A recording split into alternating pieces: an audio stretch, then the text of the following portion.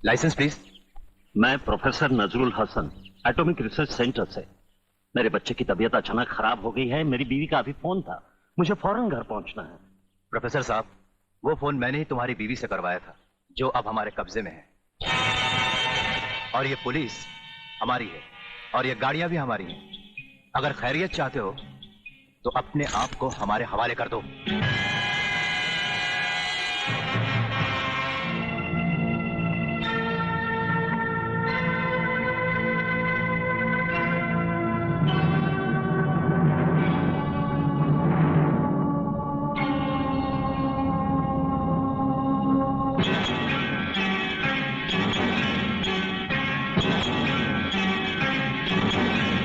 कौन हो तुम लोग? प्रोफेसर, जीना चाहते हो तो चुपचाप हमारे साथ चलो।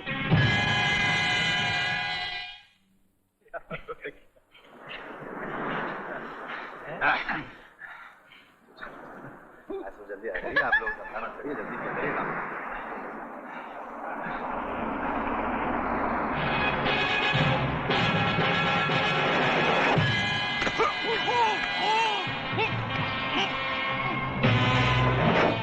हमारे देश की मिसाइल टेक्नोलॉजी के 3 सबसे बड़े वैज्ञानिकों का दिन दहाड़े अपहरण हो जाना हमारे देश की सुरक्षा के लिए बहुत बड़ा खतरा है और हमारे लिए एक चुनौती। इस चुनौती का हमें मुंह तोड़ जवाब देना होगा। सिर्फ इंक्वायरी से काम नहीं चलेगा, हमें कोई ठोस कदम उठाना पड़ेगा और जल्द से जल्द यह पता करना पड़ेगा कि इस अपहरण के पीछे किसका हाथ है।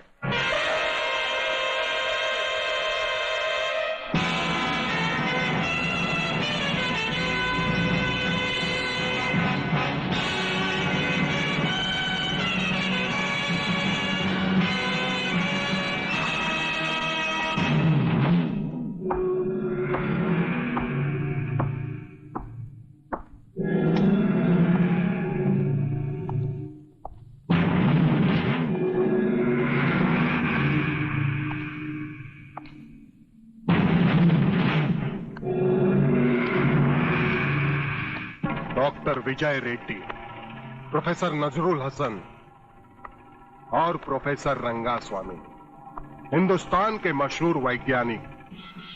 मेरी बात अच्छी तरह से अपने दिमाग में उतार लो। मैं हिंदुस्तान को दोबारा गुलाम बनाना चाहता हूं, इसीलिए मैंने यहां पर मिसाइल बनाने का प्लान तैयार किया है और वो मिसाइल तुम्हें बनाने होंगे। तुम्हारा नाम जो भी हो, मैं जानना नहीं चाहता, मगर एक बात तुम अच्छी तरह समझ लो। हम अपनी जान दे सकते हैं मगर देश के साथ गद्दारी नहीं कर सकते। अच्छा, ये बात है तो फिर जान ही दे दो।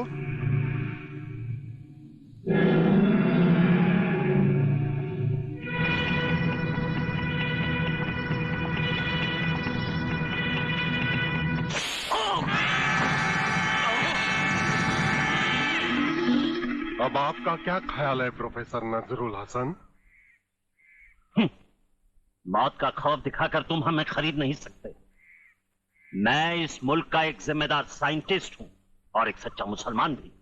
गद्दारी हमारे खून में नहीं है। ठीक है, तो फिर लिख देते हैं शहीदों की लिस्ट में तुम्हारा नाम भी।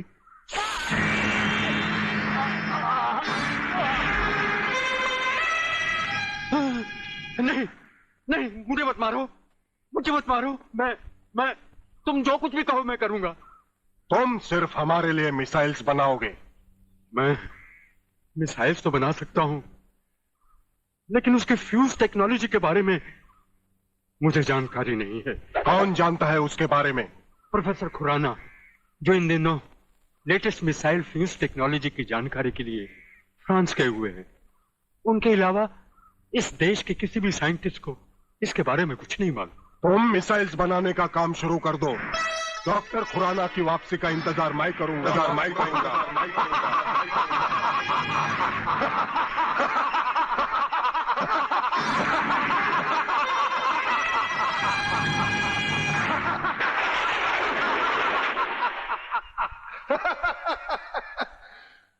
बर्बादी, बर्बादी और बर्बादी।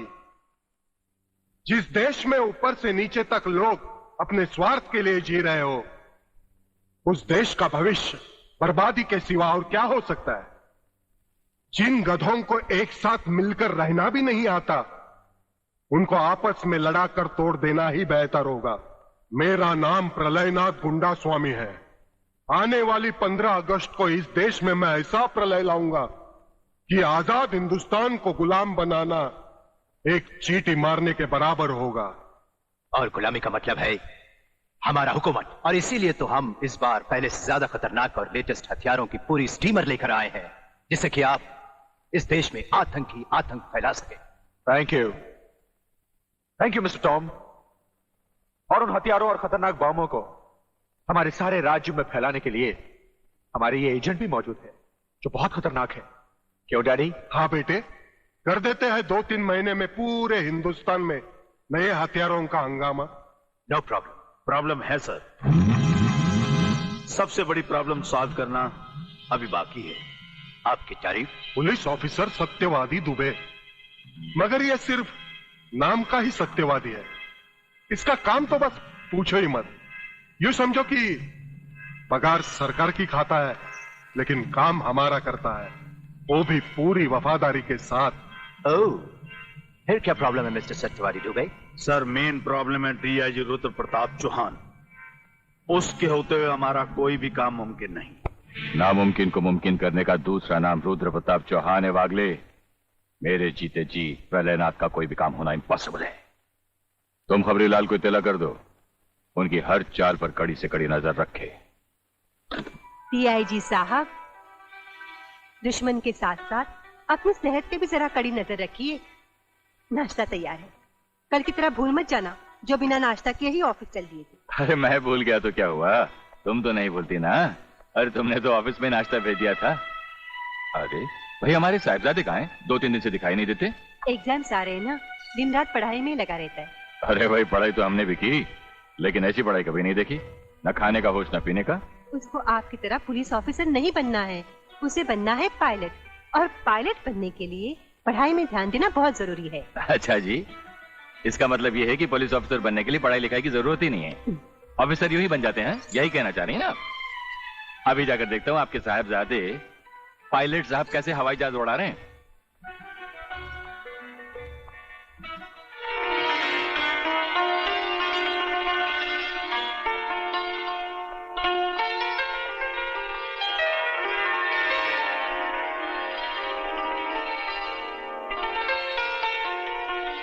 पायलट, एक कैप्टन, ए मेरे पायलट।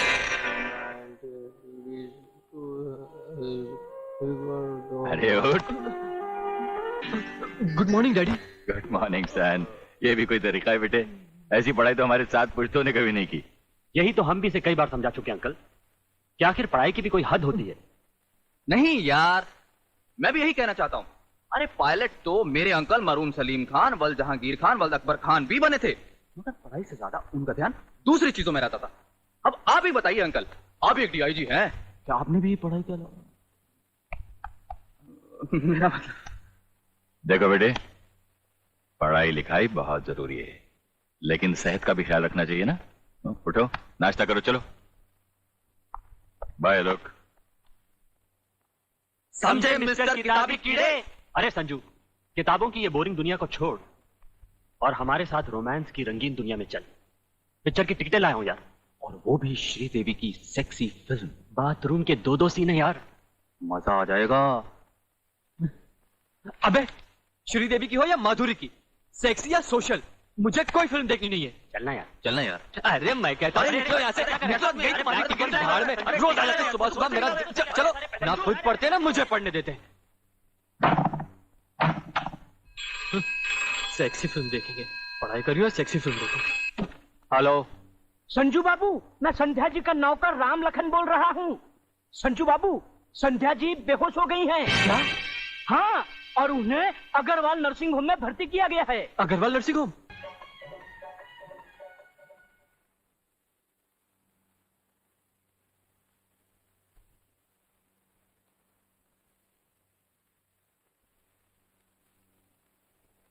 संध्या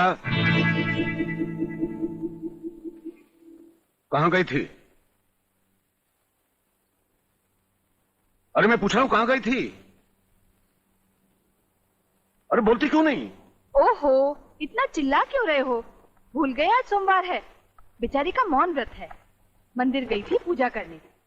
आपका बस चले तो आप तो उसे भगवान के दर्शन भी ना करने दें। अच्छा। जा बेटी, जा तू अंदर जाकर आराम कर, जा।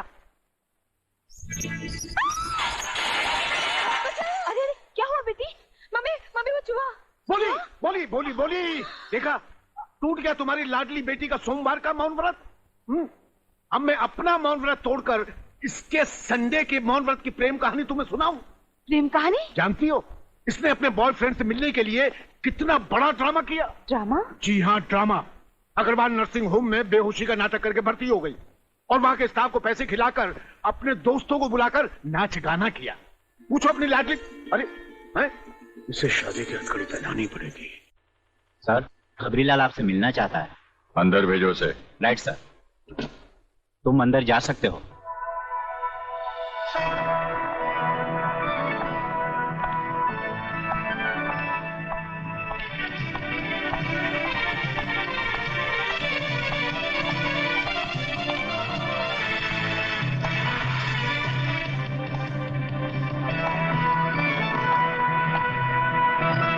नमस्कार।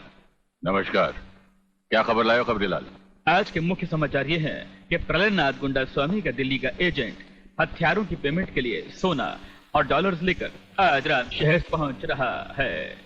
ऐसे हमारे दिल्ली के संवाददाता के अनुसार उसकी कार का नंबर है DL027070 और ऐसी आशा की जा रही है कि उसकी कार आज रात ठीक 12 बजे की सीमा में प्रवेश करेगी। इसी के साथ आज के समाचार समाप्त हुए। नमस्कार।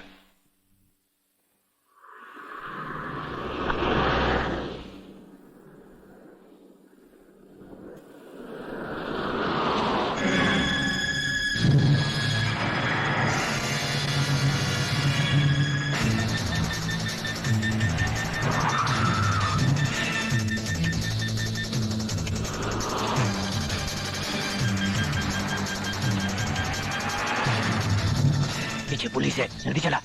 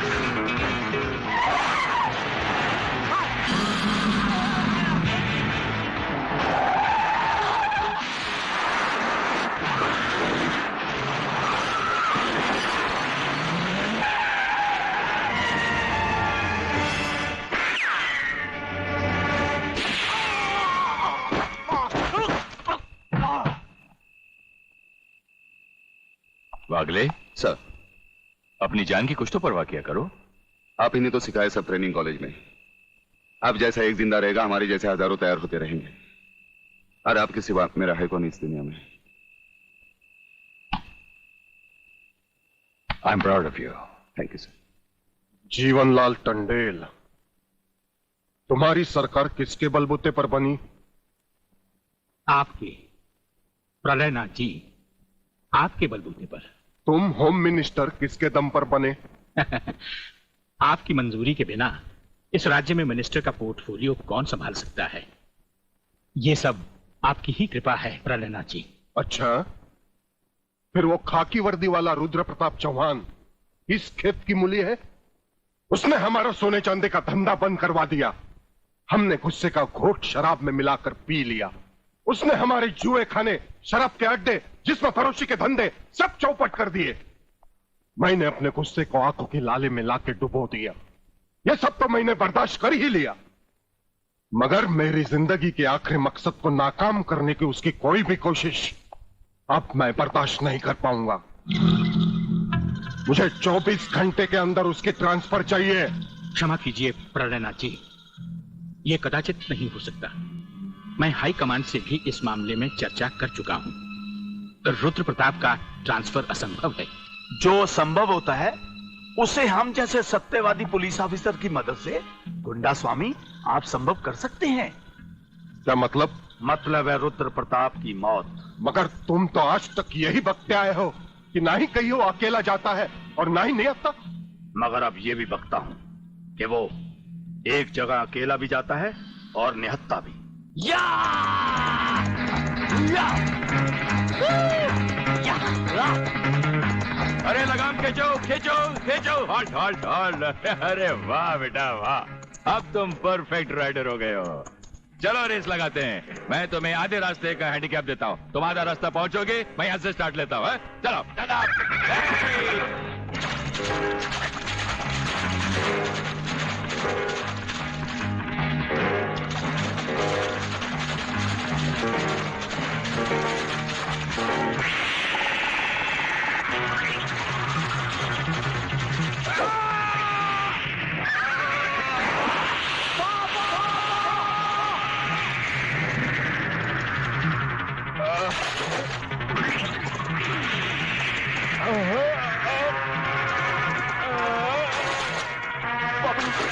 पापा, ये तुम्हें क्या हो गया पापा?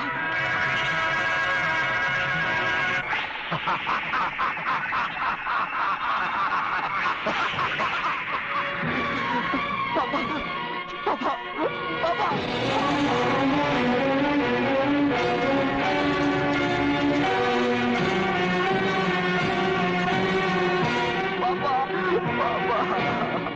मगर स्वामी जी, ये छोटी बात नहीं है। किसी दिन अगर उसने आपको पहचान लिया तो? गोटिया, जिस दिन उसकी आंखें मुझे पहचान लेगी उसी दिन उसे भी उसके